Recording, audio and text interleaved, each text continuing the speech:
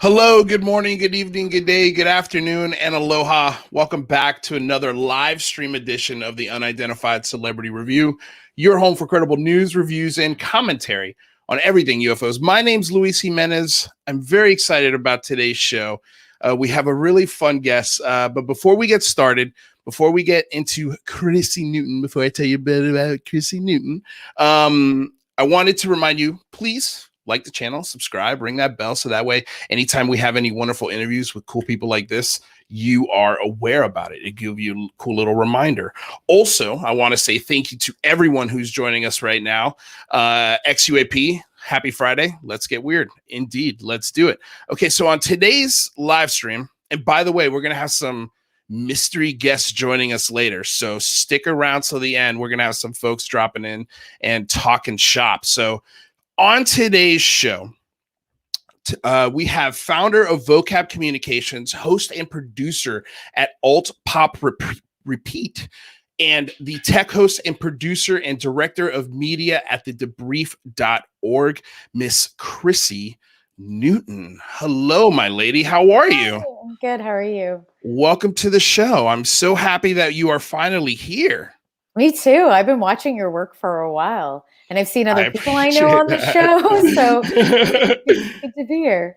Oh, well, that's very, very kind of you. I genuinely appreciate it. I want to say I am also a fan of your work and everything that you guys are doing over there at the Debrief. I have been a fan since day one. Like I told MJ, on my favorites here, you guys are at the top of the list because I'm constantly checking articles that you guys put out, and there's so much content. It's insane. Even hard for me to catch up on. Trust me. No, it's tough. It's very, very tough, especially when you're producing stuff. Okay, so Miss Newton, I don't want to get crazy personal because I was made aware, and I never really thought of this because I'm just a dumb nomad.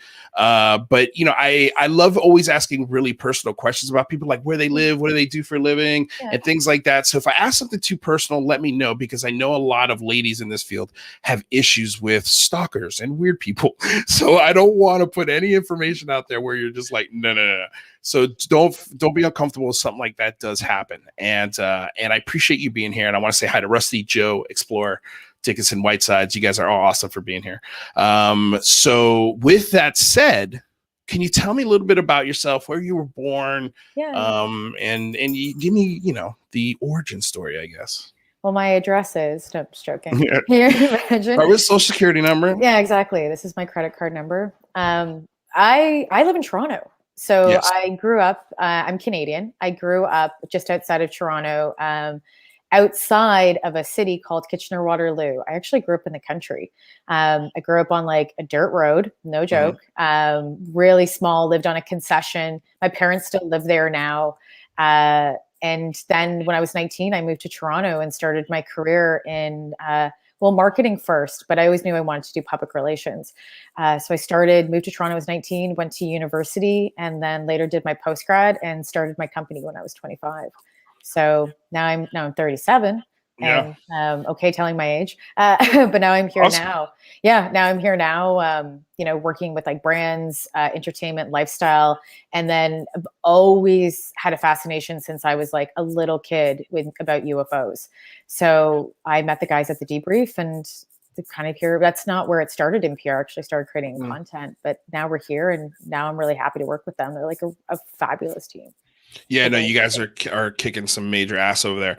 So as a kid, what was, I guess, the earliest sort of memory you had of being fascinated with this topic?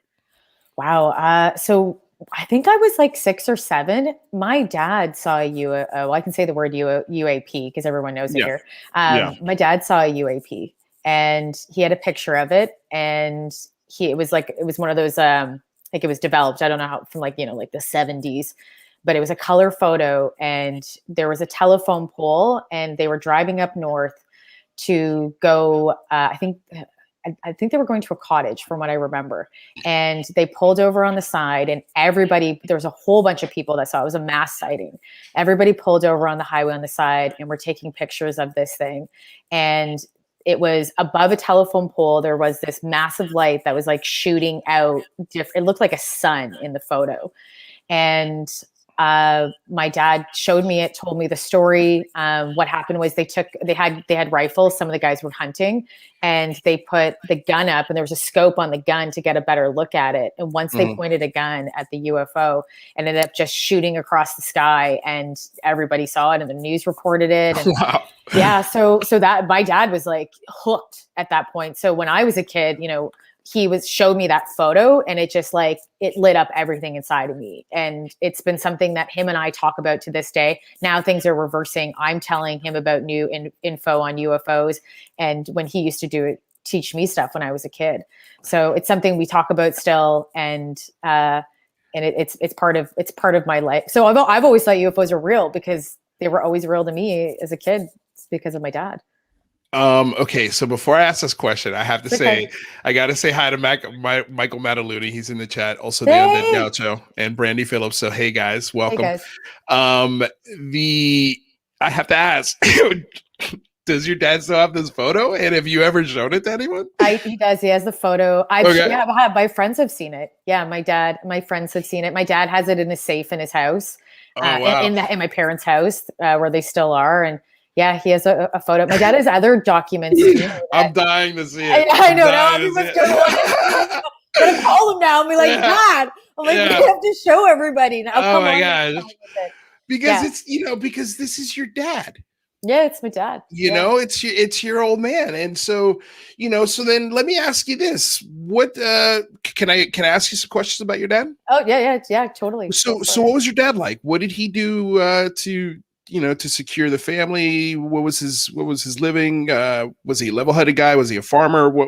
What did he do? My dad is German, fully German. He was brought up, when he was really young. I think he moved to Canada when he was about 6 years old, maybe a little bit younger, moved to Canada.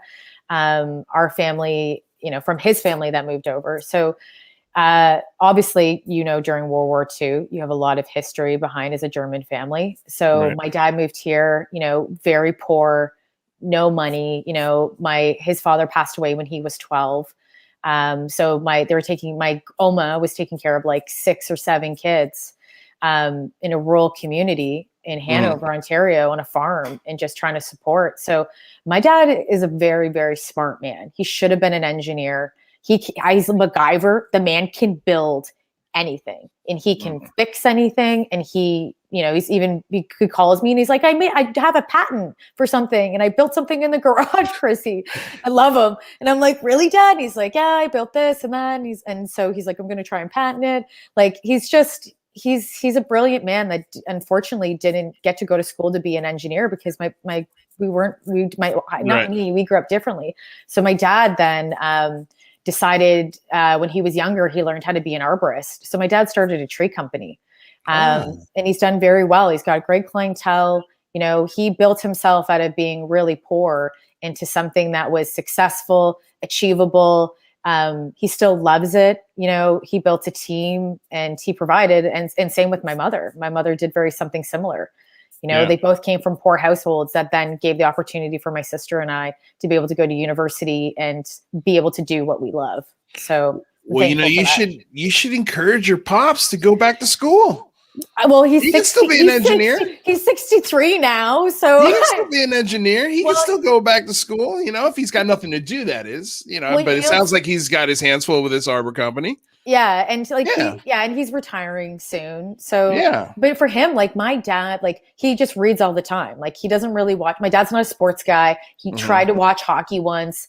And then I laughed at him because I was like, what are you doing? This isn't you. What are you doing, Donnie? What are you doing, Dad? So he tried, because he was just like, I should. And I'm like, no, you don't have to. He's a science tech man. And he loves UFOs. He has so many books on UFOs and just in politics and you name it. And that's what he loves. And I'm lucky that I have a father and a mother that are really smart in certain areas, especially science and tech on my dad's side, and building stuff, and has an interest in it, I should say. How fun. My parents were really, they were just like, what are you doing? Like, they're like, why are you into this UFO stuff? Especially as a kid, because I remember as a kid, I did science reports about this stuff. It was the first stuff I kind of really started looking into anytime we went to the library. So it was for some reason, I don't know why. And then when I was 13, I saw one. I was like, this is crazy. But even with all of that, memories change. I've still told this story a million times, but like I still, even though I saw one, I know that it's a 27-year-old memory and I could be wrong. I was only 13. I have no idea what I was looking at, but I do remember it being pretty amazing. Okay. So then it's safe to say your dad's not someone who makes stuff up, right? No, not even close. Not even close. It doesn't sound like he is. No, he's not. He's not a man that would do that. And he's I do love that he has this picture in a safe, though. It's in a safe. That's awesome. Yeah, like and he's also like he never really talked about it a lot because the ridicule was so bad. So he would tell me, don't tell other people that I like UFOs, Chrissy, because they're going to think we're crazy. And I was but we talk about it all the time, Dad. And he would only talk about it with specific people. Now he talks about it all the time because everybody's talking about it. But when he grew up in a time where you couldn't even remotely say the word UFO because people thought you were a Looney Tune, Right. No, it's true. It's true. What do you think about UFO UAP, since we're kind of like interchanging these acronyms? I try to, at least when I'm talking to people that don't know about the topic, to use both. Yeah. So that way they understand UAP equals UFO and vice versa. And when I talk about the big phone home, I try to only use UAP just because it doesn't scare off anybody that we're trying to attract to this conversation. How do you feel about the acronyms? Well, it's a progression. The first term was flying saucer that came out. And so that was used, and then the government created UFO and didn't use flying saucer. And then we moved to UAP. So after a while, I'm okay with it because I know that this is how the government uses things to have internal conversations. It's their internal lexicon so that the average person is not connecting to it as much because there is secrecy around it that we see or that we know of. And so when they're researching it, I bet you there's another term that they're using that we don't even know, or there's going to be one that's created. So I'm okay with it. I'm fine with it. Some people might not like it, but I understand that there's lexicons and lexicons grow.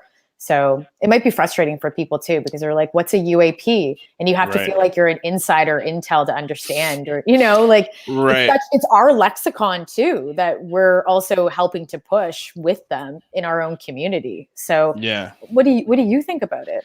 I mean, I honestly, I don't love it because I already feel like we already have enough acronyms. There's so many acronyms when it comes to this phenomena: UAP, UFO, ATIP, UAPTF, DOI. Like there's it just goes on and on and on and on and on. And bad. and it's just, when you're talking about this and you say just UAP, the people who don't know what that is feel excluded from the conversation. The thing I love about UFO, it's a double-edged sword, obviously, but the thing I love about it is you can say UFO in the most remote part of this planet and they know what you're talking about. It's a good point. You say UAP in the most remote part of this planet, explain it to me. What is it? So that's what I love about UFO. But at the same time, I'm the kind of guy, like, I don't give a shit about stigma. like we need to get past the stigma. Who cares what we call it? Let's just all agree there's something there.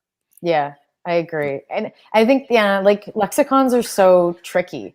They're so, because everyone has them in their own industries that you can have conversations, especially governments. Like there's a ton, like if we're going to even minorly go into that, a lot of governments have a lot of fallacies when they talk about things, or use words like clean bomb to refer to, and I'm not sure how I feel about that. I'm okay with acronyms that reference things that that they use in short form so that we can have Right. discussions about it. The evolution I'm okay with, but I'm not okay with using words like clean bomb and other words to take away from the realization and like the feeling of something that's happening, because a nuclear bomb shouldn't be called a clean bomb. Right. To when you're because killing it takes people. the emotion out of it. Exactly. I don't have I don't like lexicons like that, but that's that makes sense. Yeah, but everything else I'm okay with. You know, it's an evolution. But well, it I'm not is hard hard to lined keep on up. it. Yeah, I mean, I'm not gonna die on the UAP UFO mountain, but you know, when I try to say both of them at the same time, so that way there's no confusion, you know, and nobody feels left out. But it's just a pain in the ass. It is to be like, you know, when I think about the UAP UFO topic, it's just Let's just go back to flying saucer. That's what we're gonna go back. We're all gonna be like, we're going back to the original, and that's what we're. Wouldn't it be cool if this topic was like fashion? You know, we could just hang up terms and then come back to them, like you know, like an old pair of jeans or something. That you know, like I can't wait for these Jenko jeans to come back. You know, the big you know legs with the huge holes at the bottom. Yeah. But anyway, so there was a question that popped up. I thought it was a pretty good one, and of course, this is a speculation question, but I still like them. What sort of info, pics, data does Chrissy expect to be in the upcoming UAP report? Ooh, I've watched a lot of stuff that Lou's side based out of this and other people too. I don't know. I don't know how exciting it's going to be. I don't think they're going to drop major bombs on us and something new. I think it's going to be something that we all can consume and handle. I just don't, you know, I don't think it's going to, I also think it's going to be delayed as well. So yeah, well, actually, that's one of the things I'm going to ask for is to actually not delay it, but extend the time an additional 180 days. When I call that's going to be one of the things I ask for. But in the meantime, I want an interim report. You know, like it would be great if we get an interim report and then an additional 180 days. So that way it gives these intel branches enough time to coordinate and put together a little bit better report. And then on to piggyback that, I want a yearly report. So that way, every year, you guys know this is coming. You know, every year, let's get a report. And I think there should be two types of reports, too. I say give one because I was talking to Robert Powell the other day. And he's like, you need a group of scientists that can look at this and even and we're willing to sign NDAs, he said. You know, can you imagine the entire SCU, which I think is around 130 something scientists, don't quote me on that, could be more or less. But can you imagine if all of them actually did that? You know, where they get an access to information, they have to sign an NDA, they get to study it as scientists and talk about it and cross-reference it and maybe even put a couple journals and peer reviews out. And then maybe that information one day trickles down to everyday people like you and me. And then there's also a secondary report for everyday people like you and me, where it's unclassified information. It's not going to get anybody in trouble. There's no NDA required. And so that way it, you know, people can start talking about this. Yeah, I agree. I like the yearly concept. I think that makes sense. And I like even just in the interim, here's what we're looking at, because it's not easy. On our government side does not work fast. And it's always a joke that if you want to, in Canada, if you want a slow job, you go work for the government. It's just in my field. So I would say we're probably not going to get anything super substantial yet, but I do agree with a yearly report. And I think that's why we have ATIP, and why if we keep fighting for things like that, then we will get them at some point in time, because this is not going away and mass media is picking up on it in insane amounts of coverage. So when we're doing that, the subject's not ever going to go away, and the government knows that. And at some point, they're going to have to start telling us more and more and more as we go along. But I don't think it's going to be whatever. I don't think we're going to see this magical, craft that's coming out from Independence Day photos. I don't think we're going to see stuff like that. I think we're going to see things that that are bite-sized and that we can manage and talk about as a populace as well. But they are saying there's a classified and a declassified section in the report too. I think they're mentioning that. So anything we're not going to see those crazy photos yet, that if they're, classified, right? Yeah, no, I don't think we're going to get any. I mean, look, I would love to get something similar to what we got in 2017, maybe a couple of videos, maybe some. What I really want is if you're going to release videos and photos, I really, really, really, really, really want either some credible witnesses to go along with it, some radar tracking information, either one or two more multiple sensors data to verify what we're looking at here. And then I also want some sort of statement from the Navy or whoever's releasing the information to say, hey, this object right here is not anything that fits in our vocabulary. It's not a drone. It's not Chinese. It's not any of these things. I agree. It's just it's unclassified. It's an unknown. So that way there's no mistakes. There's no arguments. There's no going back and forth. Yeah. There's no gray area, even though maybe we don't have all the answers on it. Yeah, I really want scientists to look at this, and I want academics to be able to talk about it and be able to give us better data and look at it in a very serious light. That's really important to me. Outside of us knowing and what the public's going on, like that's first and foremost important to me. But second is having this and understanding it and being able to analyze it, because we have so much technology that we can look and analyze these things. And if scientists aren't able to do it because they felt to ridicule, we're missing out on so much. Like we've missed out. If we've been able to start this years ago, we would be so far advanced that we know of, right? That we know of. We would be so far advanced. You know, if other scientists and other people, it doesn't mean that other scientists maybe haven't looked at it, but if all academics could actually study this properly. Yeah, no, I think that's key. I mean, science has to be involved in this conversation because we have to get to the bottom of whatever the hell is going on. But this is an interesting thought. John Poe said that's impossible to do without leaking classified information. I'm assuming he's talking about two tiers of information. The most credible data comes from systems that are not going to be declassified anytime soon. That's the obstacle. Sure, I agree with that. But if we have these videos and images from 2007.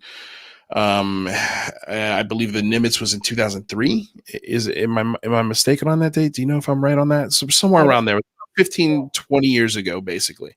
Yeah. And if we have that information from there, then I want the information around the same time. I understand we can't have information from last year or even from 5 years ago because those weapon systems, those camera systems, those communication systems, they're all maybe newer and classified and need to be protected. But the information that's, I don't know, 15 years older, and especially the information that happened on US soil, like there's no, we're not flying over, airspace we shouldn't be in. Like there's no reason, if it's happening over our nuclear bases or over our ships or any of that stuff, and it's over American soil, over American airspace, we are paying the tax dollars we pay go towards those camera systems, go toward those radar systems, and it's happening on our soil. We should have access to that information. I agree. I'm going to ask you a question. What do you think about the threat narrative, like using that word threat? Do you think they should be using that word, or should they use something else? I'll give you my first thoughts on this because these are sort of the first videos I did on this channel about this. And it angered me that they used the word threat, because for me, I'm 40 years old. And since the day I can remember, we've been at war. First I remember it was the Russians, Rocky V. Then it was in 92, it was, the Iraq war and that whole situation with Saddam Hussein. Then it was 9/11, and it was, Saudi Arabia and Iraq again. And now here we're in Afghanistan, we're in Africa, we're messing in the politics in South America. We have bases in over 150 countries around the world. Like, I am so sick and tired of policing the planet. And I think a lot of our domestic problems, education, infrastructure, science, all of these things that everybody wants more of, healthcare, education, again, I'm thinking of universities. All of these things I think could be directly linked to this really out of control foreign policy that we have. And every single time they want to drop bombs, it's a threat. We have to take care of this threat. And I hated that they used that term, because I'm like, I feel like they're selling me a war. And then they would also say things like, I'm just saying this about, Lou Elizondo, and when I would watch the first 2 seasons of Unidentified, they were very, very pro-military industrial complex. Like, why would the military ever test things on their own people? They do it all the time. They do it all the time. They put our soldiers in danger and in false wars all the time. Well, they also put LSD in the water too. They kidnapped our citizens and pumped them with LSD. Like the list goes on and on and on about the really just morbid shit that they've done, and they've earned this distrust.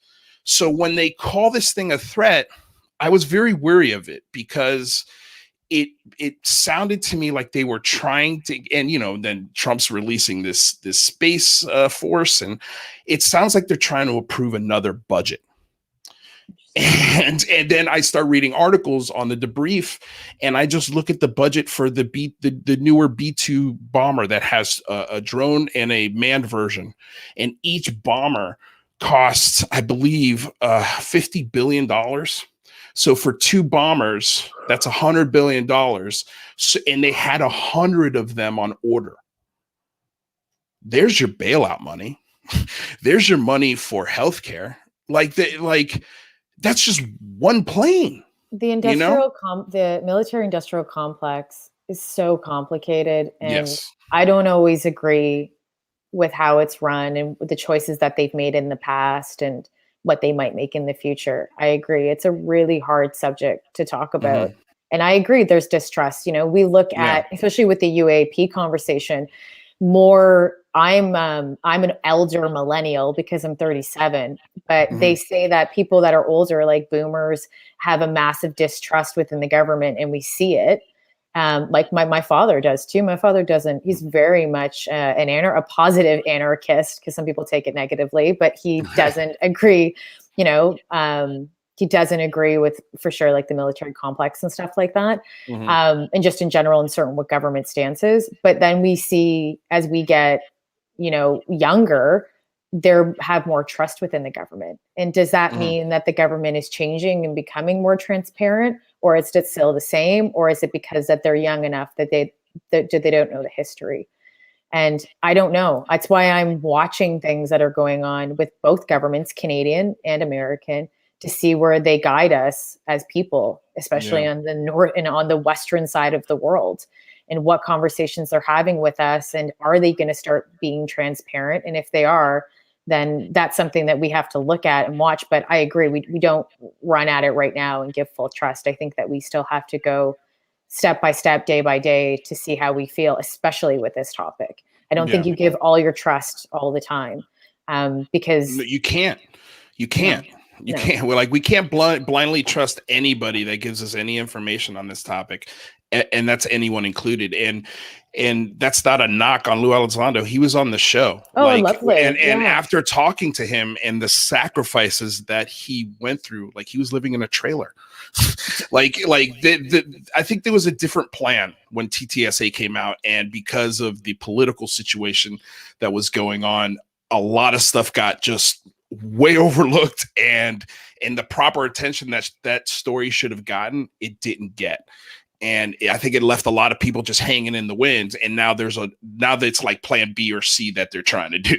And I feel that's why I started this effort, because I see how tired he is on his face. I'm like, this dude needs some help. Like, and him and Chris Mellon and Hal Puthoff, they're having these meetings with senators, and they're talking to these people behind closed doors. But if there's no public pressure behind those meetings, I don't know what's going to come out of it. Yeah. And I, in my side, I've talked to Lou, and I look at Lou as someone is fighting for us too. And I would say, and really involved in this, and is a good guy on that side.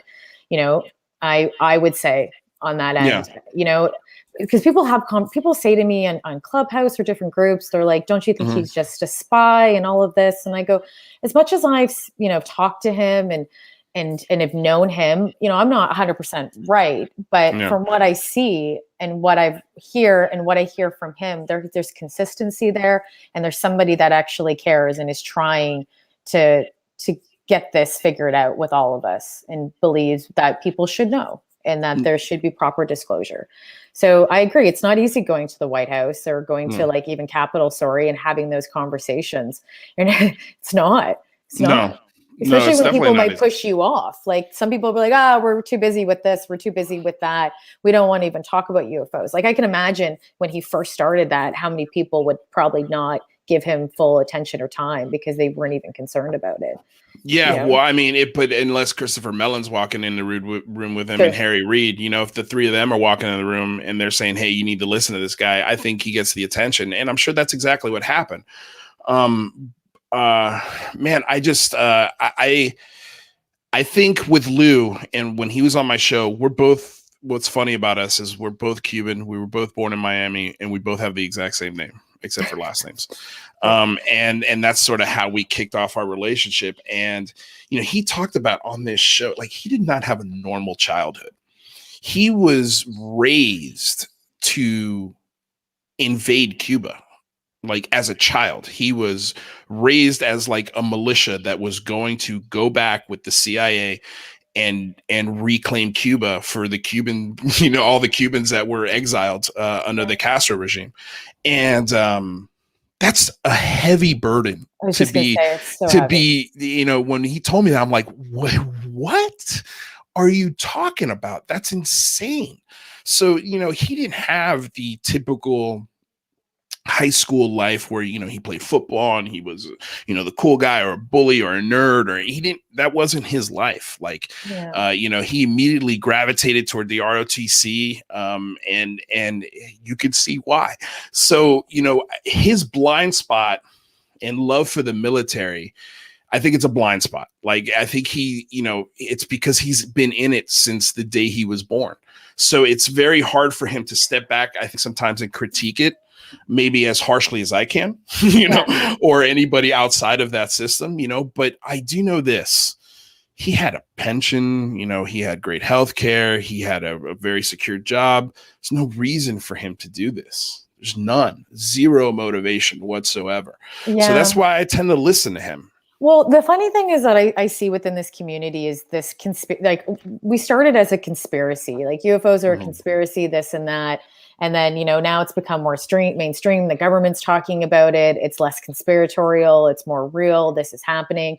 But then now what I'm seeing is that all these other conspiracies are now developing within our own, right? And it's always happened, but I think they're going to start happening more because it's just the way it works. Like, I don't know why, and I'd love to know why, but our internal community is going to create that narrative too, that we kind of have to like sift through to make sure that we're looking at facts and what is real and what isn't, and what's people's opinions, and are they legit? Are they just an opinion? Are they not a fact? Is, a theory, is not evidence? Like stuff like that we need to look at and realize that our own internal community creates our own narratives.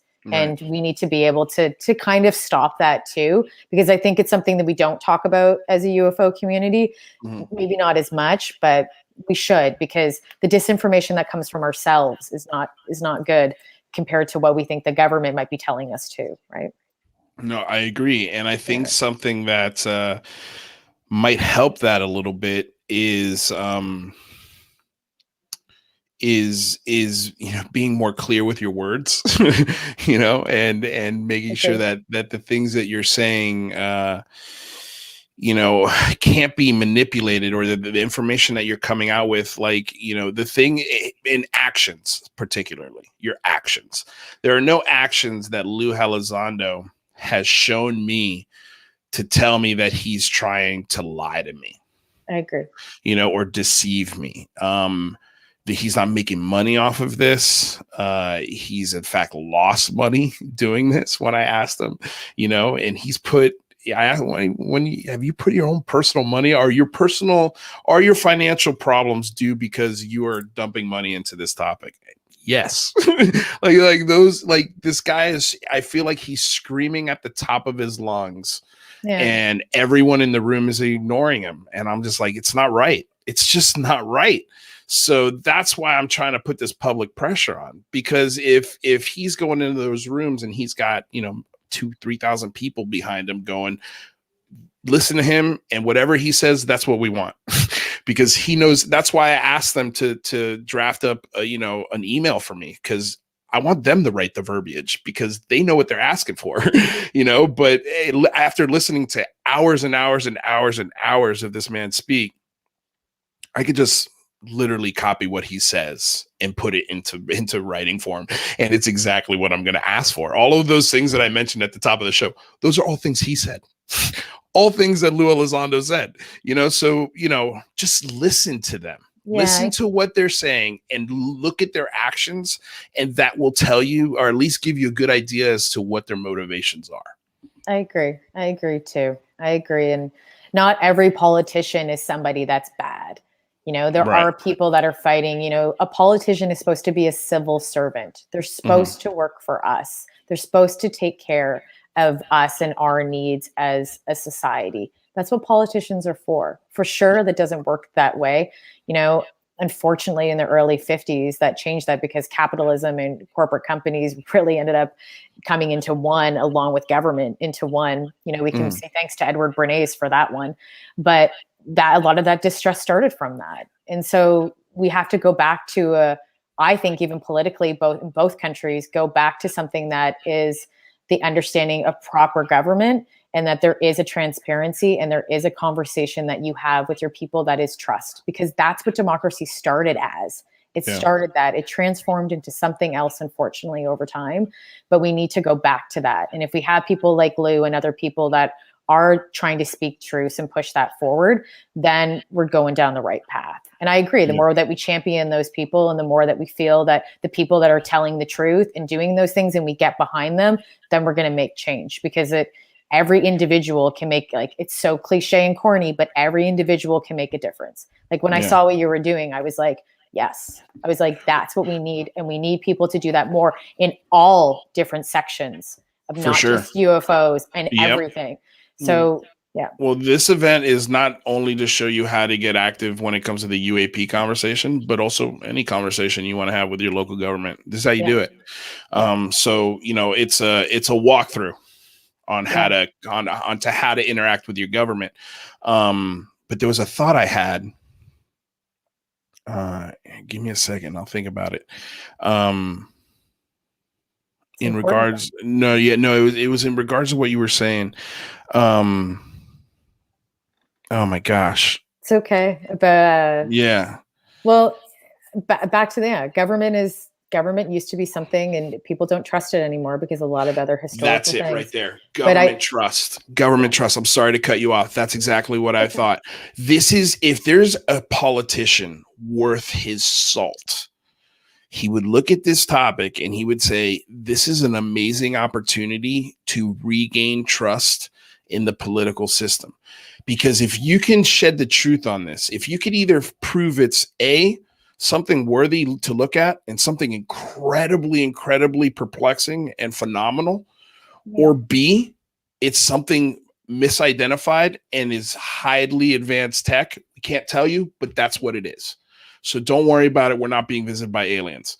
Here's the truth. These are one of the truths, right? Yeah. And they present the evidence to the American people, and they just give them the facts.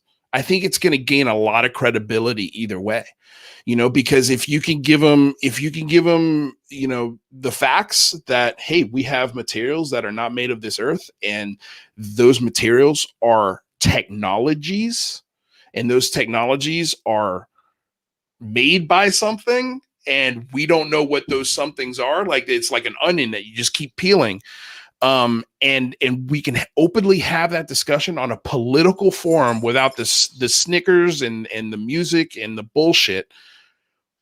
Or, here are the facts. It looks weird, but I can assure you it's not Chinese. It's American. It's highly advanced tech. I cannot talk about it. It's 100% classified, and that's all I'm going to say. But just know that the things that are in our skies are nothing to be worried about. And here's why. Maybe give us some information as to why we should believe that.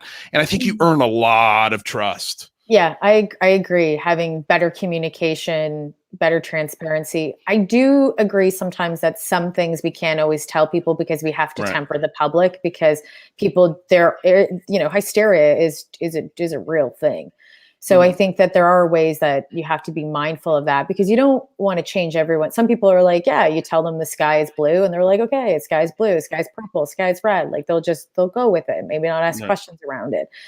So I think that you have to do it a proper way. And I think being transparent and honest obviously is the way that you go, but you have to figure out a strategy of communicating this with people so that their lives don't turn around and that they don't, as much as I think that we can handle these conversations now more than ever, I still worry about some people that, their whole life will turn upside down. Like I've said to people when I talk about UAP/UFOs, and they ask me and they're getting into the subject and they're like, what does this mean to like me and my life and everything else? And I say, the government is saying in the States, I don't really talk about it in Canada. It's something else we can talk about one day, but in the States, more of the conversation, the government's saying that they're looking into these things and that they're real.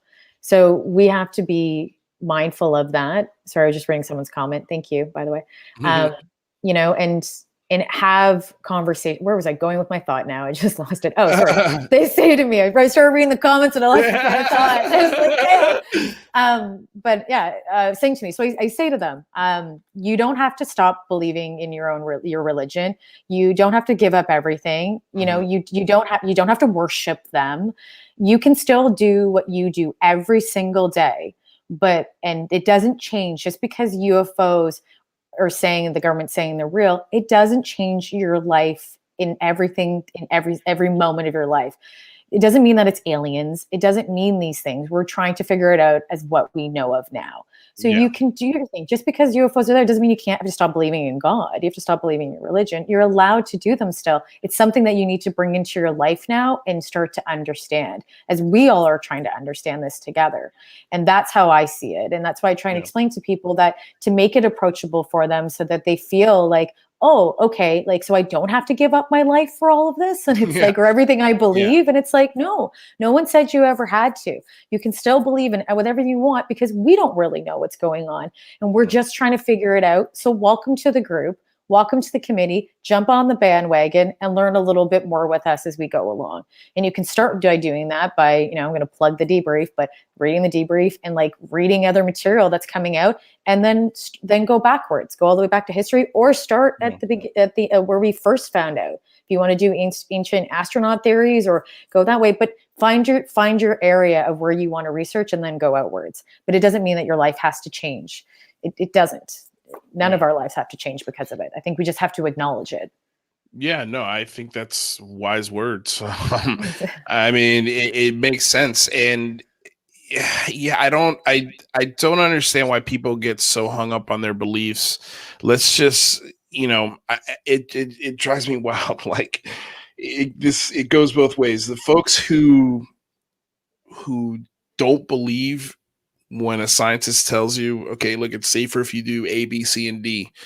Oh, I don't believe it. It's a conspiracy. Da, da, da, da, da, da. But they're relying on the science in the pocket of their phone, when they're trying to find a location that they're going to, like it blows my mind that how much people rely on the scientists that they turn around and question.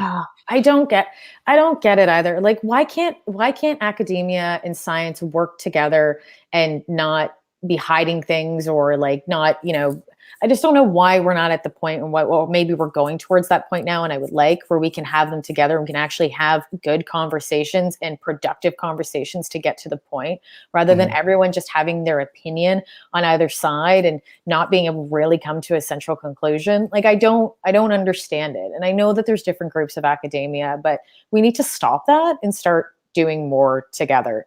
Like, especially with the UAP conversation, like it's something that was paranormal that now we're having a very serious conversation about. It doesn't mean that other paranormal things won't happen that we'll have serious conversations about down the road. Maybe this is the opening of the door and the gateway for us to have academia come in and look at these things as serious light, and then be able to go to the next topic and then the next topic and the next topic. Like, I think the one of the reasons why we have that problem, at least here in the United States, is because 0.06% of our budget goes towards science. I didn't know it was that. Like, it's only that much. It's nothing. That's insane. Yeah, just go look at a yearly budget for the United States every year, and so if you want like the nitty gritty stuff, is like education, infrastructure, science, just all the things that we need. A majority of it goes to military spending, healthcare, and just BS, just wasting money. And if you can pump science institutions and academia with grants on whatever they want to study, maybe cut our military spending by, I don't know, 35-40%, bring some of these things home that we don't need in certain parts of the world, and keep the things that we do in other parts of the world, and really trim the fat, and then take that extra money that we save and dump it into the things that are really gonna be good for this country and everyone, and especially 20, 30, 40 years when the all of the good of that spending comes out of the education and the science and infrastructure and all those things. If a university has the ability to be like, oh, Avi Loeb, you want to study in Muamua? Great. Put in a grant to the government. I'm sure they'll approve it. $2 million, whatever you need. You need you need pictures of it. Great. Just make it easier for all these people to talk to each other, but they need the money to do that. All of these universities and professors, anytime they want to study something, they have to go out and they really have to fundraise. It's hard. It's really difficult. And they're not going to go out to billionaires and their colleagues and say, can you please give me a $12,000 check to study UAPs? Yeah. They're just not going to do it. Well, it gets political then too, right? Yeah. It gets super political. Yeah. It gets silly, and it's so stupid. Well, so stupid. Because then maybe then you look at why we have different sides, because people are funding them and have different agendas. It's just the way it is. If you're going to have corporate or anyone else fund, and that's billionaires, millionaires fund other science, for sure they're going to have their say in it as well. Maybe not through what the science is, but what maybe the conversation is. Like, capitalism is horrible for those things, and that's the unfortunate thing, is that we don't do capitalism properly in any of our countries, and it doesn't help us at all, especially when there's corporate greed, and I think those are the conversations that we need to have more and more. If we get government and corporate and all of that out and separate them and we might have a change. Like, I really do believe that, It's going to be tough because, capitalism is such a slippery slope. I think it is. Because I can't point to any other structure that's ever worked better to advance the world. Yeah. I can't point to one, but capitalism also needs regulation. Yes. But it also needs the ability to be a free market. If you're doing something great and people are into it, you should be able to make money and do your thing. But if you're making something great and you're hurting people at the same time, like if you're making Nike shoes, but there's a kid in China making it for, 2 cents an hour, what are we doing? Yeah. What are we doing? I agree. Regulations. And then how do you regulate? Like, what is regulations? What is ethical? What is not? Like, how do you get another country to help get to agree to those regulations? Yeah, I truly believe, I believe in the masses and people that should make decisions. Like, I really do. I believe that when we make decisions as a whole in a group, that we probably will make the right decision. And we don't do enough of that in North America, of standing up, having our own rights, having our own say, and pushing it forward of what we want for change. And we need to do it more, like in both countries. We've had it super comfy. I think that's why we're all so comfortable. You know, like nobody's I mean, there are, I don't want to say nobody, people are obviously hurting, but for a majority of the world, everyone's doing a lot better than at any point in history. So especially in the United States, like people are just they are not engaged with their government. They just want to have the most popular opinion and move on with their life. Like it's tough to get people to really. Well, we need real civil servants. Yeah. Real civil servants. But I think as Jefferson said, you deserve the government you have. You know, like our government is a complete failure. Here's how I know our government's a complete failure. It started with one side really angry and in some cases rioting, and then it ended with the other side really angry and in a definite case rioting. So both sides are angry. Both sides. Watching it over here was like that day when I watched the Capitol get raided. I just went, is this like real? Like, is it like, what is happening? I was beside myself, and I'm not American. Like, and it was hard to watch. And I talked to my friends and I messaged them because I have tons of friends in the States, and I'm like, how are you doing? Are you okay? And they're like, Chrissy, this is just wild. And I feel for you guys. Like, I really do. On this side of Canadians, you know, like we watch and we see, and, you know, there is a lot of support on our end. I think that people have said to Americans when that happened, because it's not easy what you guys went through, but where you are now, drastically different change. You know, and well, everybody's, but again, I also think it's like everybody's in their lulls again. Like everybody's like, okay, it's over. We could go back to whatever we were doing. No, you still gotta fight. 4 years ago. Everything's cool. It's just like, nah, it's not. There's same issues are still going on. Exact same issues are still going on. You know, people like to feel good. They don't like to be uncomfortable. In a lot of cases, they don't like to be made to think. And I think that's what this UAP topic does really well. And I think that's why people get into arguments, because they get angry, because they're like, but I believe this. I'm like, I know you believe this. I used to believe this thing too, but I'm telling you, it's not real, dude, or it's not fact, and here are the reasons why, here are the lists. But besides all of that, you know, I think we can all agree, all of us, no matter the theory, no matter the idea, the government knows more. Like, they have the instruments to pick this stuff up. So we might as well start asking them for it, because we've never done it properly. We've never, ever asked our government ever to give us more information on the UAP and UFO topic. And it might have happened in individual states at different times, like Michigan with Gerald Ford and the whole swamp gas explanation from Hynek. You know, Jimmy Carter said he had seen something. You know, the whole Arizona or the Phoenix Lights incident with the governor there, you know, of course he changed his story. But you know, those things have happened, but we have never all come together, no matter what the idea, and have said, okay, you know what, you guys up there, we want more. Will you just give us some more?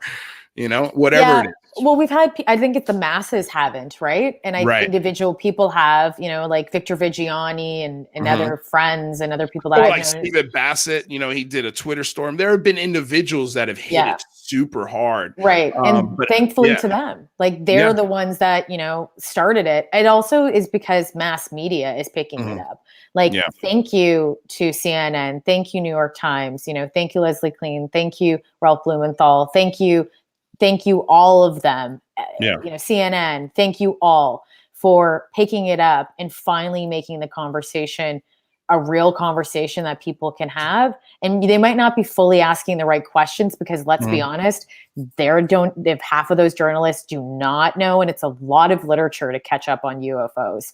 Like, it's a lot. You're not going into this tiny archive. You're going into a massive archive of information and stories. So you've got, once you're going in, and then how do you ask the right questions? And so they're learning and looking at our community to direct that. So I think that that's the turning point. I remember when I was in Mexico, when one of the first stories broke in the New York Times, and I was like on a vacation, and Victor Vigiani, which is a really good friend of mine here in Canada, that's a ufologist, he messaged me and he's like, do you see what's happening, Chrissy? Like, he was texting me, and I was like, I'm on the beach. And he's like, look at your phone and look, like, it's breaking. Like, it's finally happened. And forever, Victor would call me as a PR person and be like, can you PR this? Can you do this? Like, I know you love ufology. I know you, but can you do it? And I was like, I can't as much because I don't want to lose my job. Like, I love my business. And so when that started happening, I was like, this is a good time. I wish I would have put my neck on the line. I would have loved to, but I didn't want to lose my company. I didn't want to lose I didn't want to have a house over my head. Yeah. But now it was a good time for me to be like, hey, like, this is something I believe in. I can use my abilities to help during this. And also then champion all these wonderful people that started it for us. And thank you, mass media, for making it popular now for people to talk about. And it's become mainstream. Our counterculture is a mainstream conversation and mainstream right now. It is take forever usually that we've seen for counterculture to turn into mainstream. And we're living it right now. And I'm thankful that I'm an age that I can understand and I can help make a difference and have a conversation with people and talk to them about it.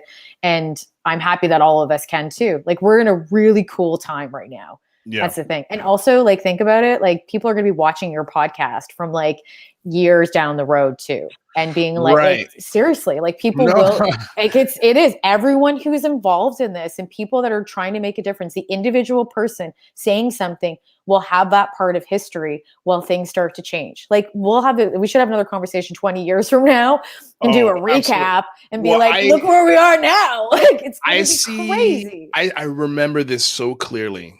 And again, human brain is the worst keeper of records, but in my brain, I remember this so clearly. In 1999, when I graduated high school, I told my dad, I'm like, you're going to see, because I saw in California, they were starting to put the term medical marijuana. And my dad's a respiratory therapist. So the conversation came up, and I told him, in 20 years, this is going to be a different conversation. You're going to see, I think it's going to be legalized. He's like, you're crazy. You're out of your mind. It'll never happen. And here we are, 22 years later. It's happening. Like, it's pretty much almost done. New York just legalized the recreational use of it. It's true. I don't want to talk about marijuana, but the reason why I bring that up is because I see the same thing happening with this UAP topic. The political winds are changing. There are people in our governments talking about it. There are pilots coming out and talking about it. There are pictures leaking. There are videos leaking. There are high-level government officials, CIA directors talking about it. Department of Naval Intelligence talking about it.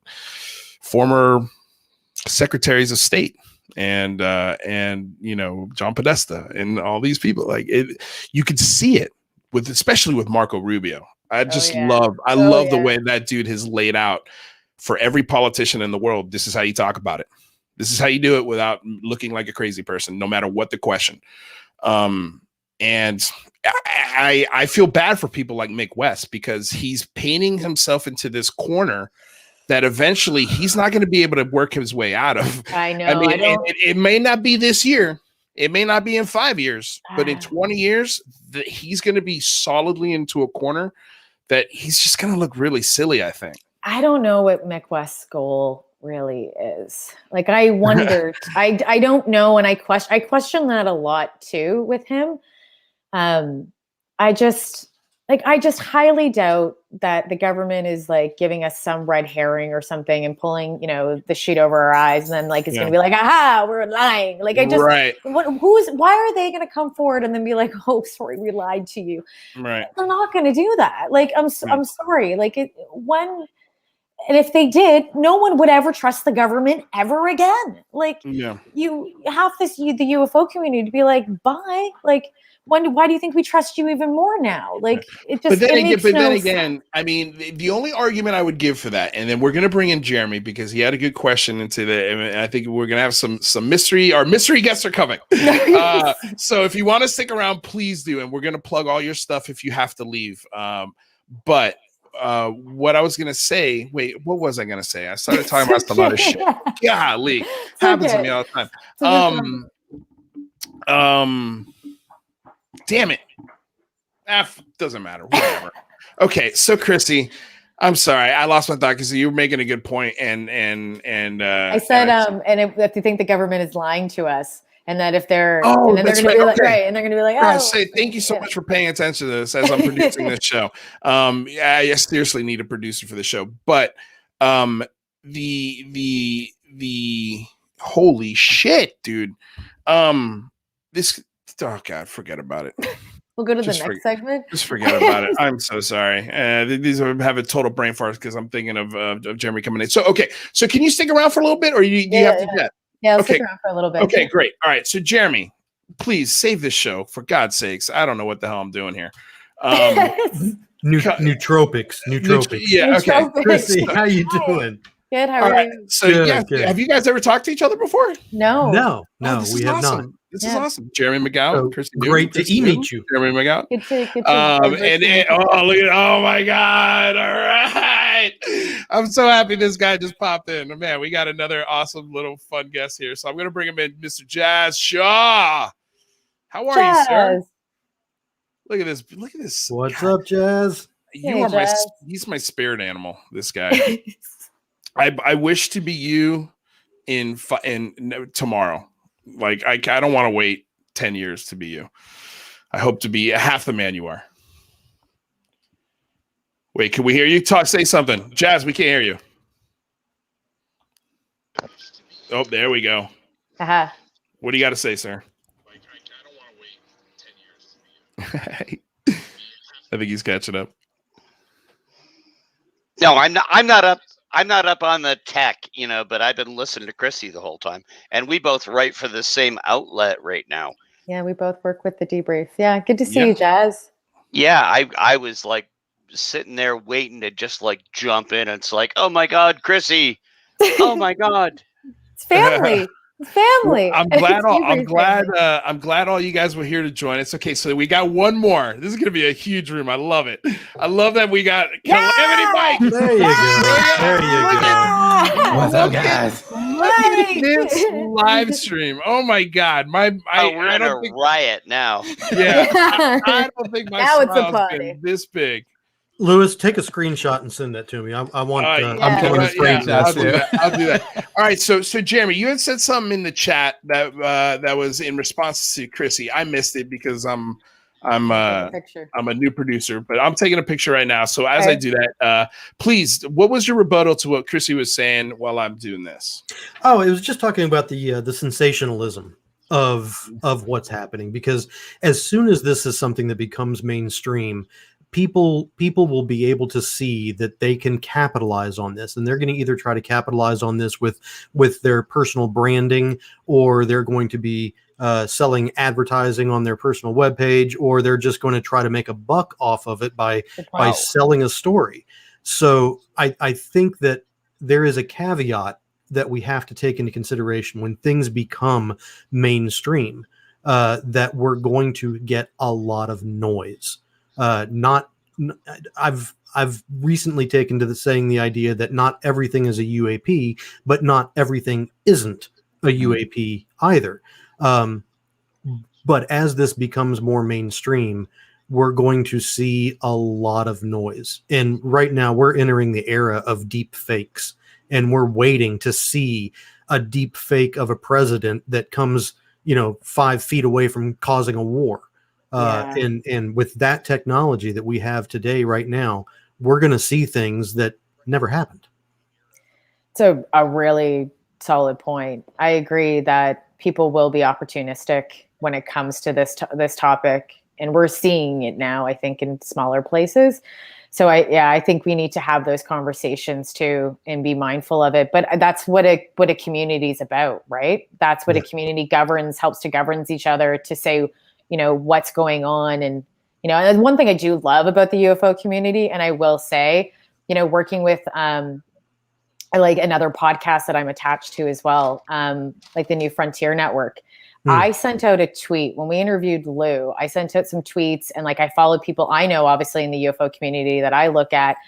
I was blown away by how many people shared and like the conversations people were having with each other. And like, I've always seen it too, but it was one of the first times that I've ever made like content with other people in the UAP community. And I was like beside myself. Like, it was just, there's something about this community that's really amazing when it comes to marketing with each other and like sharing content and making sure that people get it and consume it and want people to know it. I've never, as a publicist, a PR person, I've never ever seen it in any other community.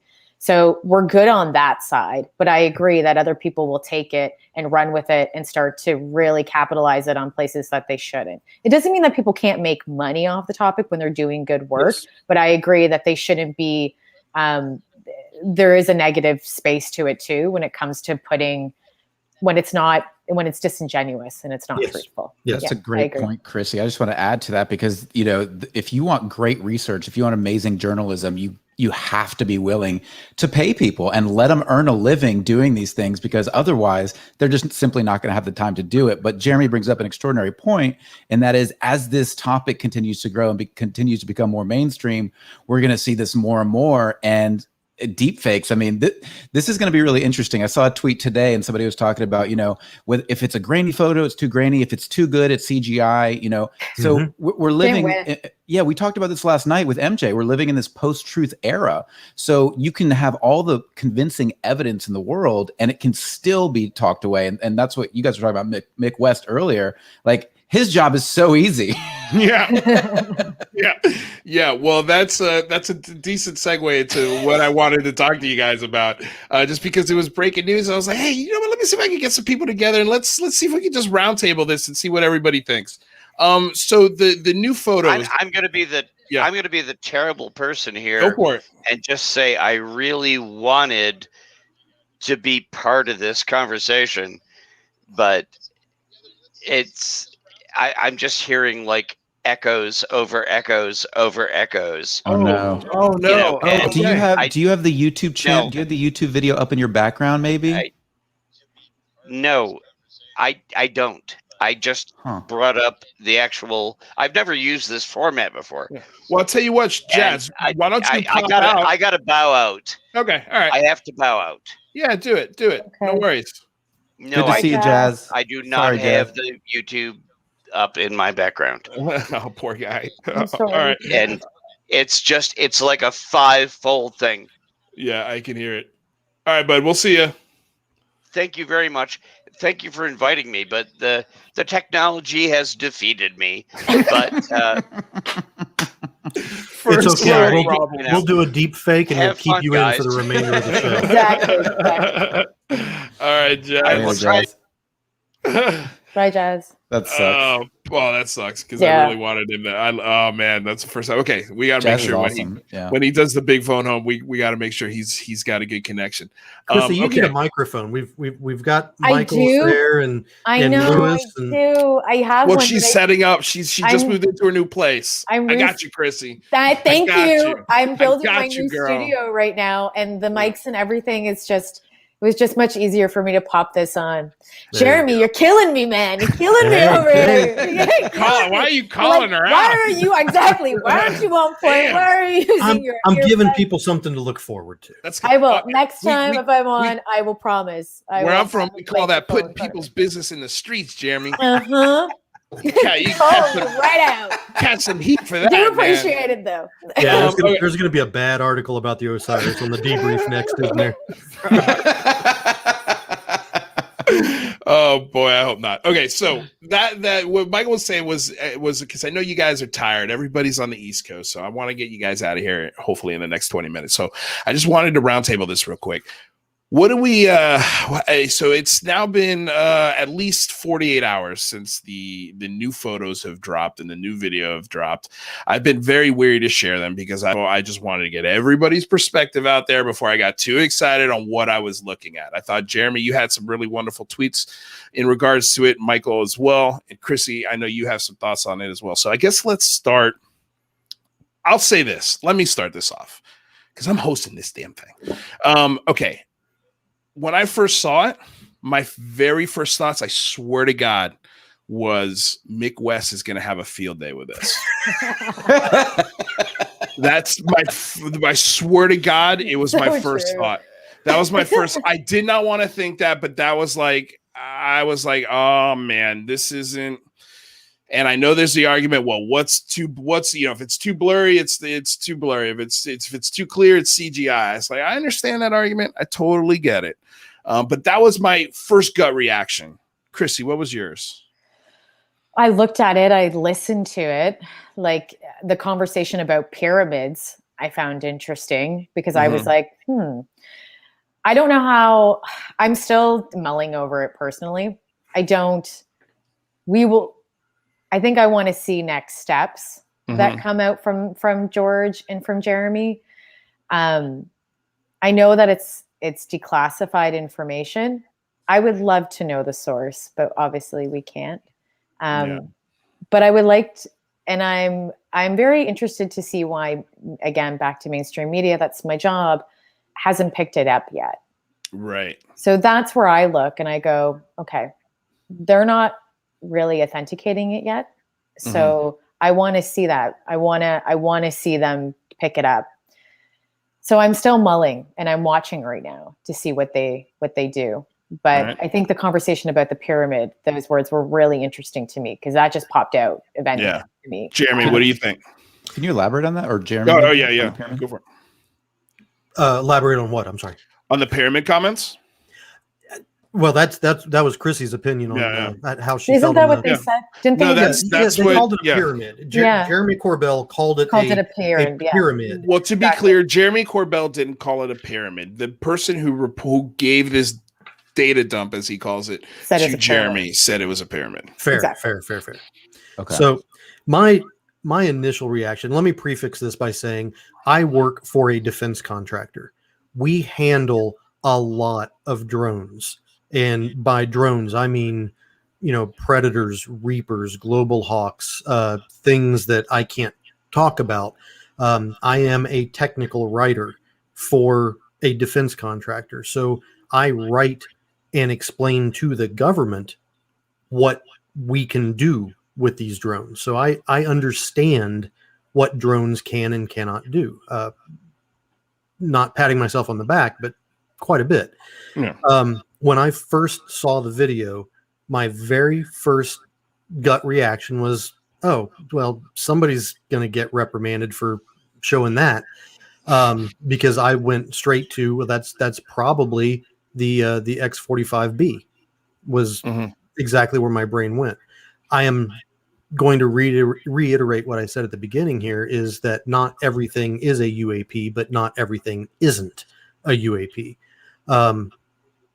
The video is genuine, in my opinion. It's not faked. It's not CGI. It's not a creation. But I do believe that put a B at the end of that, X-45B. Oh, yeah, that's what I did. Oh. All right, well. Anyway. Well, it's triangle-ish. It's sort of, it's close. It would be the one in the lower left right now. Oh, okay. There you go. Yep. So my personal opinion is that one specifically, I believe, is domestic tech. I don't think that is what I would call a UFO. I think it's UFO in designation only, but I believe that is domestic tech. US or not, I don't know. I think that there has been a lot of things that have been captured that is not domestic tech. We've had a lot of video of that. But in this one specific case, I think it is domestic tech. Michael, what about you, bud? Yeah, I've kind of been on the fence about this one. Something doesn't feel right about it. But I'm not somebody who understands this tech in a way that could give any reasons why. That's just an interesting feeling that I've had. But for me, what's most interesting and what I'd really like to understand is, was this actually released to the Navy in order to educate the personnel about UFO and UAP reporting? Because that's basically what that's what Jeremy's saying. That's what these guys are saying, is that this was used specifically to educate. And if it was domestic tech, my God, how on earth could they not know that? Yeah. After being in the military for 12 years, I'll tell you straight up that people don't listen. Well, you don't have to be in the military to tell me that. But if you go into a briefing and you're taken into the briefing room and the lieutenant's up there struggling because he has stage fright and performance anxiety, and he's trying to explain to everybody that's shipboard at the time that there's going to be something flying over and not to talk about it. And the next thing you know, the guy in the back is snoring. He has no idea what's going on. He's on deck. He sees it. He brings out his night vision goggles. He's like, what the hell? Yeah. I mean, this stuff happens all the time. Obviously I'm really dumbing that one down, but yeah, there is a lot of leeway, a lot of potential. But if if somebody recorded this on, was it the USS Russell, and then they used this as part of a presentation to speak to folks who may be afraid to come out or speak up in the military, don't you think they would have a better idea? Or was this something where they went, let's see if we can trick them, or let's see if this is something that is part of not to trick them necessarily, but to say, even if you see something weird, even if it is legit, even if it is not a UFO or UAP, report it. Is that possible? Is that, from a military standpoint? Sure, you can. God, I've seen so many PowerPoint presentations when I was in the military. I wanted to die. But yeah, that's exactly what they would be doing. They could use this as an example of, if you see something that doesn't belong to us, report it. Or if you see one of ours that is too visible, report it. Mm. You saying that, Michael, makes me think also that it's possibly just a systems check. Like, hey, let's put these things around the ships and let's see how they react. Let's see what they do. And if they follow protocol the way they're supposed to. Let's see if they file the reports the way they're supposed to. Let's see if they report it the way they're supposed to. So that way it's almost like a drill. Well, even if, going further down the rabbit hole, what even if, this was something that they were showing them in order to, spark curiosity, or test the reporting process, or drop it to somebody like Jeremy Corbell and see what he says about it and see what the communications flow looks like. It's like putting dye in a leaking radiator to find the leak. There was two people there. What was that? It's like putting a coloring in a radiator that goes through the entire system so you can find the leak. Right. Yeah, or it's when like a mob boss tells all of these people different stories, and then when that story gets leaked to the cops, he knows exactly who the rat is.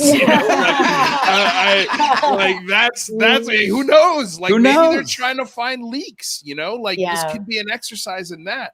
But Tim McMillan put an article, a link to an article that I read by Sean Spoons over at SOFREP. I've never heard of this. Just for the record, I don't know if you guys know about this, yes. But it's called it's a military grade content. And I read the article. I was like, man, this is pretty solid. So first of all, it could have been drones. It could have easily been drones after you read this article, especially when you learn anything outside of a 12-mile radius from the continental United States is open game. Anybody can be there and they can do whatever the hell they want.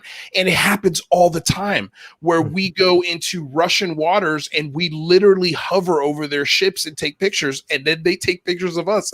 It happens all the time. And then when he shows, let me put this on the screen, because in the article they showed these drones. Look at that thing. Yeah.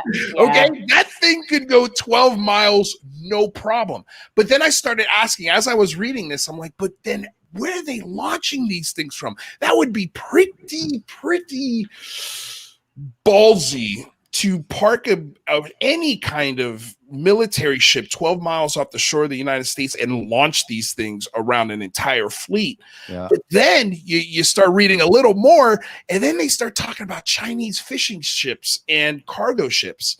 Like, could you imagine if the Chinese government loaded a ship full of these things right here, coming into the California Long Island port, right? They hover for 3 or 4 hours, take whatever surveillance they want, and then they land on ships going back. Well, to your point, and so Tim McMillan brought that up as well, or you were talking about Tim, and so he was the one who pointed us in the direction of SOFREP, and he said it's one of the most, like, you know, it's a solid reporting site about the military. Well, and here's what I'm doing. I'm putting it right in my favorites. Now, yeah, but now that being said, he wasn't conflating that event with this event. So these are two separate events that article is talking about versus this article. Right. Also, if you look at those drones, those look nothing like that triangle shape. Like nothing at all. Yeah. No, nothing at all. Nothing at all. But then again, I feel like those triangle shapes that were in that video, I don't know if it's the same things that were described on the USSK, because these things were described as hovering. Yeah, to me, it sounded like two very distinct equipment sets. I guess you would call it. Maybe it's two. Yeah. Do you guys think that we'll find out if this is legitimate or not?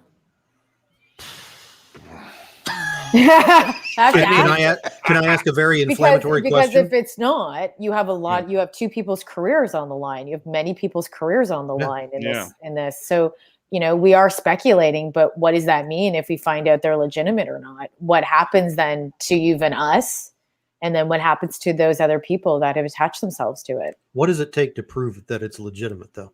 Is it a confirmation statement that we may or may not have trust in? Or is it going to be a re-release of the video with ancillary data that we can verify, and, you know, things that stack up to the point where they have more weight than a single statement saying, yeah, we don't know?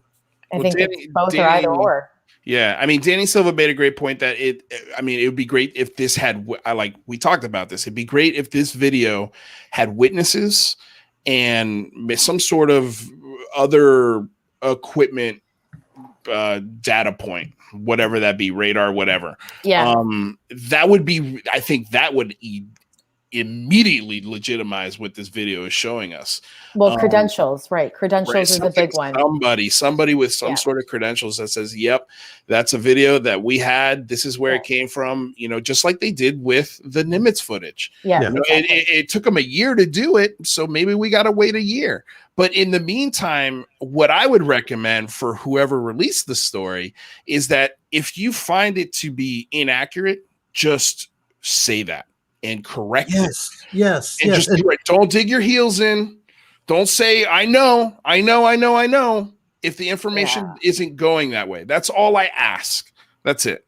Yeah, and I think we need so much more of that, Luis, and I appreciate you bringing up that topic. And we talked about this on Clubhouse with Chrissy and MJ last night or Wednesday night, how critical it is that even if you are in the UFO community, even if you truly believe and you want to see the truth come out, as long as we're not being cynical and critical of our own reasoning skills, then we're not going to be doing the community a service. And that, I think, more voices need to be speaking up, not Mick West and not, well, I don't want to shit on Mick West, but I'm just saying, like, ultra cynicism can be a very bad thing. And true, you know, being a true believer can be a very bad thing. We need to utilize reason and rational thinking when we start to articulate what is actually happening here. And the more we can do that, I think the more it'll be respected in the mainstream, and the less of the noise that Jeremy was bringing up will be tolerated. Yeah, and I think it's okay that we speculate. I think it's okay to have speculation, right? Sure. And rather than people being offended, it's like, no, we're speculating because everyone has to look at those sides. We have to have people that come in and that say that maybe this isn't good footage, this is bad footage, this isn't real, because then we get to the truth closer when we speculate, rather than just being like, oh, it's real, it's not real, and then walk around and call it a day. Like, that doesn't help anybody. We don't get any closer to the truth when we don't actually try to analyze it properly. We need to interrogate the data. Absolutely. Exactly. You know, over the past 96 hours or so, if you go to my Twitter feed, you'll see that I've kind of changed my output a little bit. Because before, I was the guy that wasn't saying anything definitive one way or the other. I'm still not saying anything definitive, but I was very much pro UAP, right? So over the last 96 hours, I've had opportunity to lay questions to current events. And it's not irrational questions that I'm asking. And it's not me saying that was not a UAP. I'm just providing an alternative possibility. And it's kind of, the check mark for the critical thinking exercise is basically what I'm doing. The vitriol that I am getting back is incredible. People, my DMs have filled up with, Ted Kaczynski's manifesto on some of these rants is mild in comparison to what I have gotten back. I had no idea. My brain flipped out for two reasons. One, I had no idea that this many people paid attention to me. And who am I? Read one, Jeremy. Yeah, right. And the other one was the passion that the believers have on both sides of the spectrum is it's irrational. It is irrational. It's irrational. It's the same problem Reagan had with the Iranians. He's like, he genuinely tried to bring peace to the region of the world, but he's like, I can't reason with them. They're just not reasonable. Yeah. You come to the table with this, and then they're saying, yeah, that's great. And then you walk away 5 minutes, you turn around, and the deal's off. But this is exactly what happens when you align your entire identity with a belief system. Right. And this is why people are so emotive and reactionary, is because if your entire identity is enwrapped in UFOs or QAnon or whatever that is, that can be very dangerous. And so it's so critical. And Undead Gaucho just said the same thing. I've always said that blind believer is dangerous and a blind skeptic is dangerous. And that's the damn truth. Yeah. True. Well, I could just back that up by saying, even right before I started this channel, I was a believer. I was in that camp of, you can't change my mind on this. I'm 100% convinced because I've seen one. I've seen it, but after doing some real research, after talking to some smart people like you, after finding the debrief, after having a lot of interactions with people, I can now, thankfully, knock on wood, I can sit back and I can say, whew, okay, that was a hell of a rabbit hole. I'm glad I got my head at least above the starting point of this hole. And now I could go back in because I know my way around a little more, So It's okay if you find yourself in this place. And it's sometimes really hard to just emotionally step back from what you're really yelling about and go, okay, am I just being an asshole? Am I not thinking about this clearly? Like, you really have to ask yourself some very hard questions. And I promise you, if you are honest with yourself, you're going to come out of it infinitely wiser than you did going into it. And you're going to feel a lot better about yourself because now you have the freedom to, if you say something and it's wrong, okay, that's fine. Yeah. Just correct it. Just own it. Own it, correct it, and move on. Yeah. And I think that's the best thing for everyone who is very interested in this topic. Just try not to be extreme about it. Yeah. Extremes on anything are usually bad news. Well, and like ufology, this whole thing about, being a religion, like people treat it as such, and people, have started to create,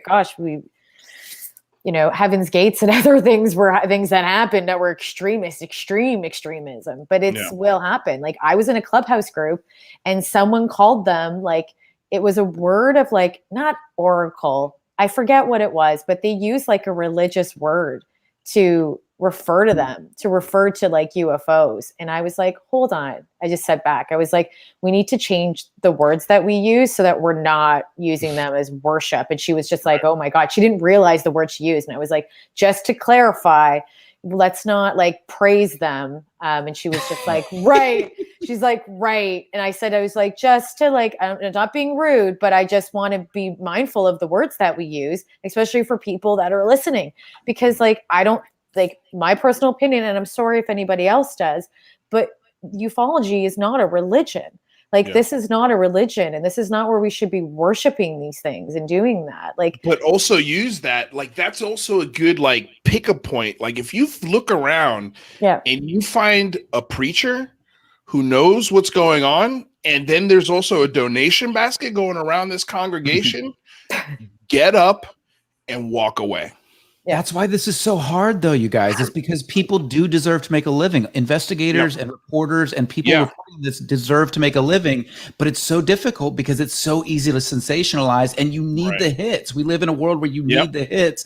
As a digital marketer, like, I know this. This is I breathe this every single day, and I know that people need this. So that's why I still take even investigative journalism with a grain of salt. But you look at guys like Tim McMillan, who you'll ask him and he'll say, I am 99%. I have, dude, Tim's a damn good investigator. And he goes, I am 99% certain we do not know, like, and as Jeremy said, not everything's a UAP, not everything isn't, but the ones that aren't, or the ones that are, there, he says there is a 99% chance this is not our shit. And that I respect. And I have to go, okay, I need to keep an open mind while at the same time being rationally skeptical. Well, and also, why can't, like, at some point, like, ufology is not, you can't go to school for ufology. At one point, we're going to have something where people can go and learn this in an academic institute. Because, like, when we break down ufology, you have, like, aviation, you have, like, physics, you have history, you have culture, you have so many subjects into one topic that you can't expect everyone to know. That's why we need a community together to analyze it. So I think people should be able to make money off a practice that they're doing as a craft and a job, for sure. If you're milking the system and you're using it for your own good and you don't give a crap, well, then you shouldn't even be in this. And also, you shouldn't be in any job that you're just using, not alone our own community. But I agree that, like, we have to look at this, because when we start putting more attention to it and people actually put money behind it, we do see more results. So I think that people should be able to make a living, but I think that it has to be, there are degrees, for sure, right? There's a spectrum of this world. And I think it's not even just UFOs, it's every single career, right? Yeah. And, over the past 15 years, I think we can all pretty much agree that we've seen a severe downtick in the adherence of ethics in journalism. And at the same time, mainstream media is starting to look at the UFO aspect. So we're having these convergent lines where ethics has dropped and this topic is coming into play, and we're hitting this point together at a dangerous moment, because the sensationalism does happen. I mean, people. Jeremy, you made a solid point, though, because everyone thinks they're a ufologist journalist, and they're not. No, and that needs to be that needs to be clarified. If you are a host, if you're a journalist, if you're an activist, you can be all of them, but you don't say you're a journalist when you're not a journalist, right?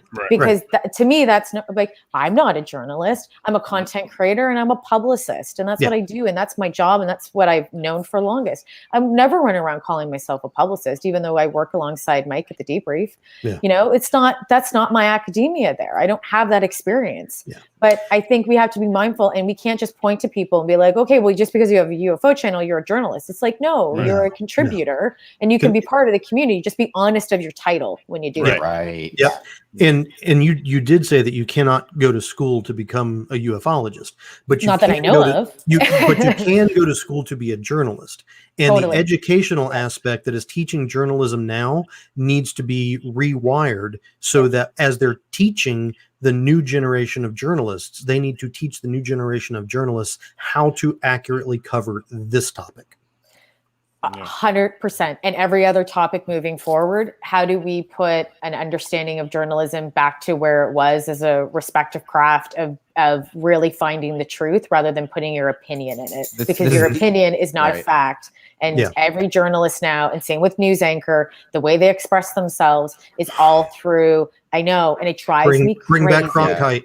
Right. Bring back proper journalism where you don't have to, it is the cold facts. Black and white, here's what's happening. I don't want your opinion or your side if you're left or right. I just want to hear what happened so I can make my own decision. Yeah, I think the same can be said for science when it's involved in this topic as well. we should be looking at it like, this is what I love about Avi Loeb, right? Even love him or hate him, what he does bring to the table is an extraordinary scientific mind. And he looks at reality as nature. And he says, we have to figure out, based on what is actually happening and what we can study in the data, what's really going on here with an open mind, without fear of academia shutting us down, without the ego-driven nature of science. And the problem is the incentives are all wrong. The incentives are all wrong for media. The incentives are all wrong for science. When you're giving people awards in media for simply having opinions, that's a big problem. When you're giving people awards in academia, for getting the most people to simply shake their head yes, that's a problem as well. And I think that, if we're going to figure out this topic specifically from both a journalistic perspective and a scientific perspective, we need the open-mindedness and the skepticism simultaneously. We need to report the fucking facts. Yeah, well said. And it's just amazing that we can even talk about this like this. This is why I love this community, because we're actually like looking at this the way that and having a good conversation about how we even analyze our own stuff. Like it's there needs to be an ISO for ufology. Yeah. Yeah, please explain that. What's an ISO? Like the International Standards Organization, where you have like ISO 9001 or whatever. We need a framework, because you can't report a UFO story the same way that you can report a car crash at 6 p.m. It's a different approach. It's a different type of journalistic ethics that need to be created because they don't exist for this. So we need some sort of framework, some sort of industry standard to be developed that would be the bar that the actual journalists in this field would have to adhere to, which would make their stories instantly legitimized, because they're coming from the UFO version of AP or Reuters or whatever, and they've been accepted by that process. That's a great point. Honestly, it's a great point. It keeps everybody in check. It also keeps them accountable, and then also keeps to a standard. And it doesn't mean the standards can't change and be evolved and looked at in over time, right? They don't just stay the same. The things will change as we learn more. But yeah, having a guideline of what is considered then credible is important, because we don't really have that. That's what we're doing now. We're creating it now. We're looking at who do we find. Totally. And, and maybe we should be writing this down. We should. We've got it recorded. Right, I'd like to task Jeremy with this project. As the tech writer, my job will be to interview the subject matter experts and get your all's opinion on exactly what needs to be on the paper. So expect a phone call. But in all seriousness, this is something that we've got a seed in the ground right now. Let's see what we can think of as the next steps to create a journalistic reporting framework for UAP. Well, this is what I love about the topic, is that if I think at its core, it's more unifying than people realize, because when you talk about politics, in most cases, I'm just generalizing here, it's left or right, and it ends up in an argument, and there's distrust in the government, and there's journalistic integrity issues. This topic is the perfect topic to help fix a lot of those issues, because it's so true.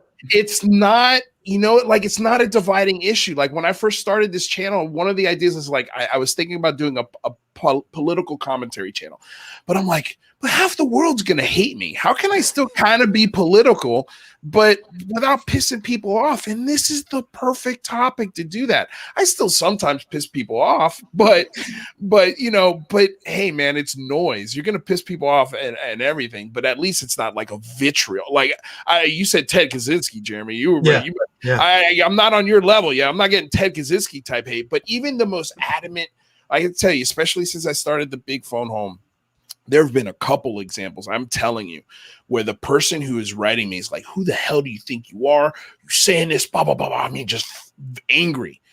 And I would calmly explain to them, like, hey, can we agree that both of us think the government has more information and data? They would answer yes. Okay, so let's start there. And after a few exchanges, they're resubscribing to my channel. They're refollowing me on Twitter. And it's like, you have to just calm down and try and put yourself in this person's shoes and try and figure out why they're so angry. Yeah. Are there bills they can't pay? Are there things going on in their personal life that they can't handle? And I promise you, behind every computer troll, if you get in their face and if you kill them with kindness, I think 8 out of 10 times you'd be shocked how quickly they'll turn around. But you just have to invest the time, and not a lot of people don't have the time for that. But I love this topic because it unifies everybody, I think. John just said that's why Lou is the dude to unite people. He's like, I know we already have a UFO Jesus, Luis, but maybe. Well, I am growing my hair, so and Jesus did have skin of bronze. So watch yourself, Mr. Ryan Robbins. I got an eye on your title. But okay, so with all of that said, because I know nobody wants to be rude and leave, but I know you guys have lives, and we all devote so much time to this topic. So I don't want to take anybody any more time from anybody's Friday night. So I'm going to end on this last question, and you can give me a one-word answer, dead or alive. If you could have a dean of ufology, who would it be? I'm going to start with a dean of ufology. A dean. Yeah. Like who would be your messiah or your mentor. Or if you could have a college. Yeah. The reason why I said dean, if you could have a college of ufology, who would be the dean? All right. Dead or alive. Could be anybody in history. All right. Okay. Oh, God. Maybe I'm going to go for it, Chrissy. You got one. I don't want to steal yours, so go for it. Friedman. Okay. All right. Good one. That's a good one. Yeah. I was going to say you're counting. J. Allen Hynek. Because I'm kidding. It's bias. I'm kidding. J. Allen Hynek. Both passed. So, if I could bring them back both from the dead, I would put J. Allen Hynek there. What do you guys think? All right. At fear of sounding like I'm sucking up to the boss here, I'm actually going to say, since we can do dead or alive, I'm gonna do something here, which is interesting. I'm gonna combine Tim McMillan and MJ Banias into one human. Yeah. And that is going to be my dean, because you got the cynic and you've got the cynical investigator who also is a believer. Like that, for me, that's fucking money.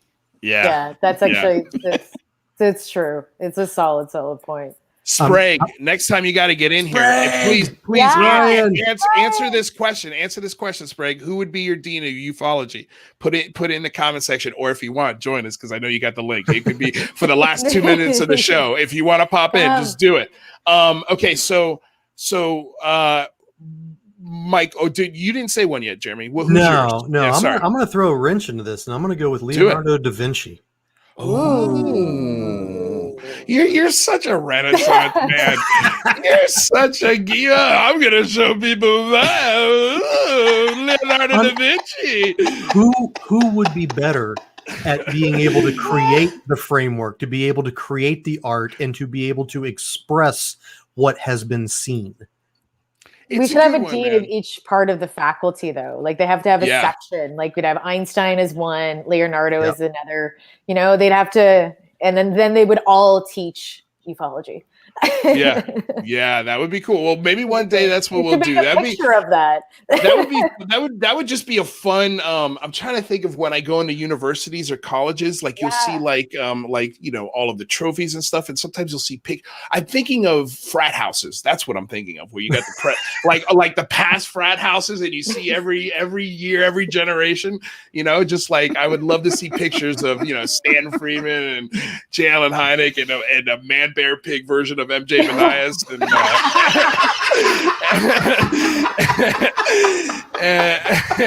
Tim McMillan. That would be cool. That would be cool. All right, so there should be a massive picture where a bunch of people that are part of ufology are in it, and it's a college. We're all in like different dorms and groups.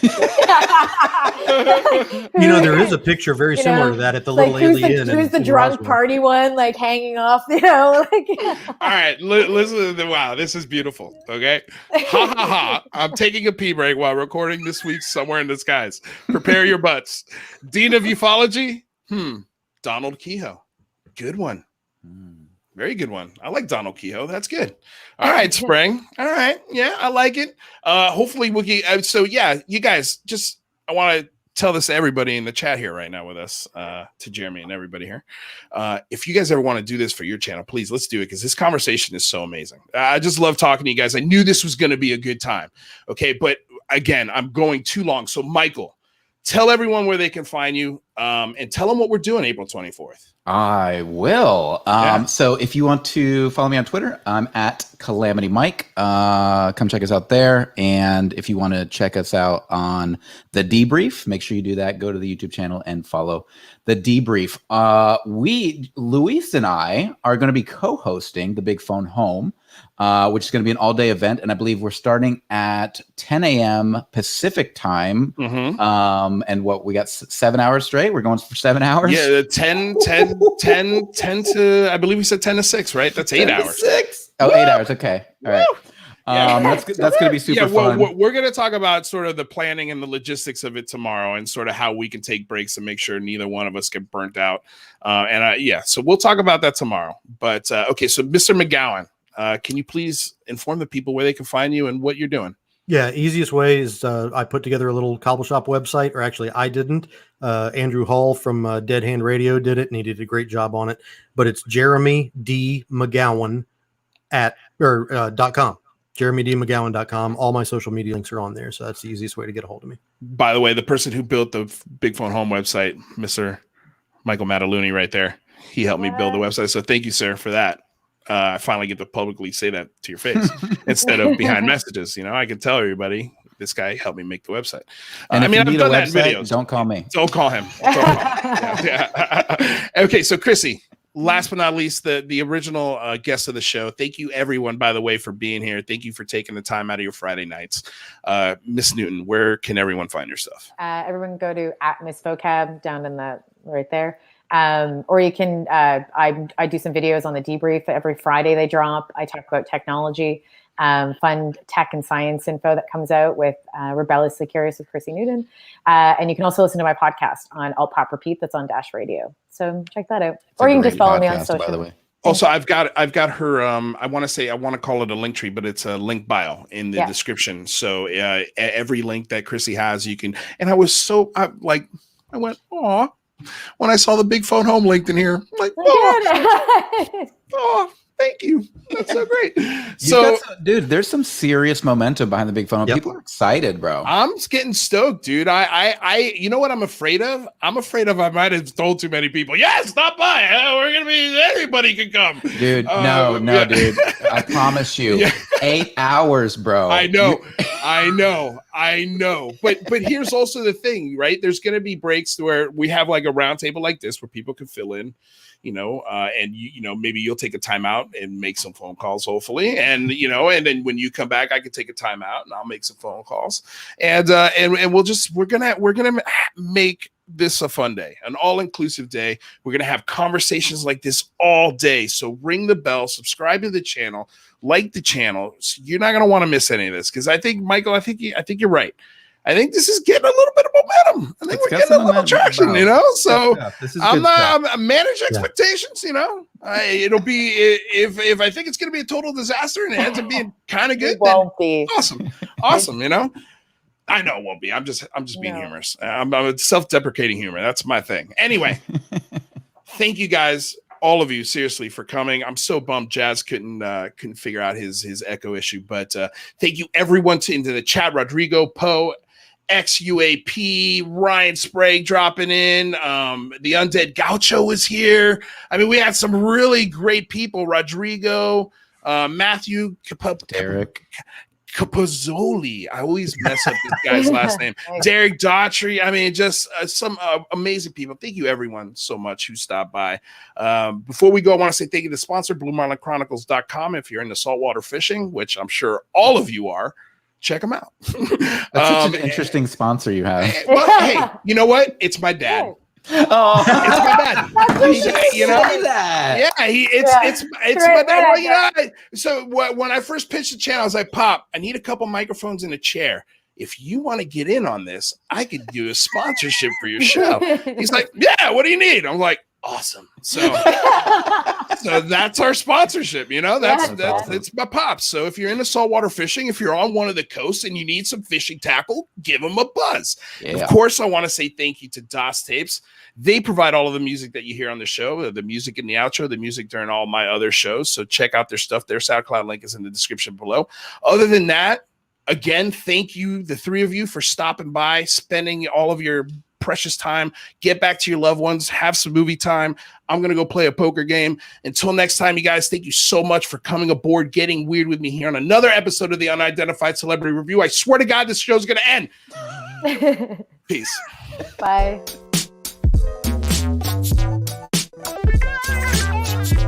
Unidentified. Unidentified.